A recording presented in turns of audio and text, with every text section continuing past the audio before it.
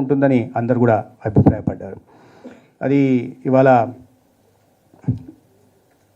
ఈ సమావేశానికి సంబంధించి అప్డేట్స్ అవి అయితే రాష్ట్రంలో కోటి సంతకాల పేరుతో మళ్ళీ రాద్ధాంతం మొదలవుతుంది. మనం చూస్తూ ఉన్నాం.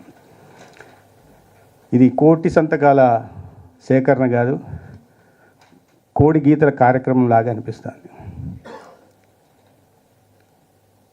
ఎందుకంటే నేను గత కొన్ని రోజులుగా అటల్ మోడీ సుపరిపాలన యాత్రలో భాగంగా అనేక బహిరంగ సమావేశాల్లో పాల్గొనడం జరిగింది.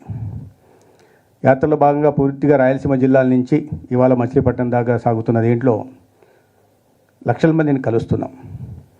అడుగుతున్న నేపథ్యంలో, వెళ్ళిన నేపథ్యంలో బహిరంగ సమావేశాల్లో కూడా నేను అడగడం జరిగింది. 5,000 మంది 6,000 మంది ఉన్న చోట అడిగాను. ఇవాళ వైసీపీ పార్టీ జగన్మోహన్ రెడ్డి గారి నాయకత్వంలో సంతకాలను సేకరణ చేస్తోంది. ఈ సమావేశంలో ఉన్నవాళ్ళు ఎవరైనా సంతకం పెట్టారా? ఒక్క చెయ్యి ఎత్తినా మేము దీన్ని పునః పరిశీలిస్తామని చెప్పడం జరిగింది. ఒక్కటంటే ఒక చెయ్యి, ఇన్ని వేల మందిలో ఒక చెయ్యి లేయలేదు.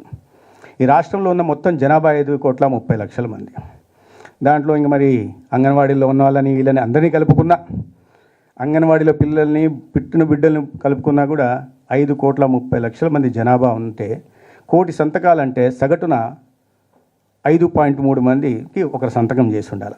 5 వేసుకుందాం లేండి, మరి 5 కోట్లకు ఒకరు సంతకం చేసి ఉండాలి. ఇంకొన్ని లక్షల మందిలో ఒకరు కూడా సగటు 5 మంది ఎక్కడ చోటు ఉన్నారంటే వాళ్ళలో ఒకరు సంతకం చేసి ఉండాలి.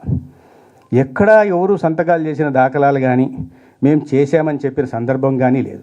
వీరెక్కడో 1-2 పట్టణాల్లో టెంట్ వేయడం, పొద్దున్న టెంట్ వేయడం, హడావిడి చేయడం, వాళ్ళే రావడం, కాస్త సంతకాలు పెట్టినట్టు చూడడం, సాయంత్రానికి టెంట్ వేసి వెళ్ళిపోవడం. ఇవి చూస్తుంటే గ్రామ ప్రాంతాల్లో ఎక్కడ దీని మీద చర్చ లేదు, కళాశాలల్లో ఎక్కడ చర్చ లేదు, విద్యార్థుల్లో ఎక్కడ చర్చ లేదు, పేదల్లో ఎక్కడ చర్చ లేదు. మరి ఎక్కడి నుంచి కోటి సంతకాలు తీసుకొచ్చామని వీళ్ళు మాట్లాడుతున్నారో నాకు అర్థం కావట్లేదు. కోటిసిన ఒక పార్టీకి సంబంధించిన నాయకుడు కలిస్తే నేను ఇలాగే పిచ్చాపాటిగా అడిగా, ఏంటి సార్ బాగా కోటి సంతకాలు జరుగుతుందా అని. కోటి సంతకాల సంగతి దేవుడు అడగండి, సంతకాలు పెట్టి కుడి చేయి ఎడం చేయి వాచిపోతున్నాయి మా కార్యకర్తలకు అని చెప్తున్నారు. మరి ఇది పరిస్థితి. కోటి సంతకాలు చేయిస్తున్నామని ఎవరిని మభ్యపెట్టే ప్రయత్నం జగన్మోహన్ రెడ్డి గారు చేస్తున్నారో నాకు అర్థం కాదు.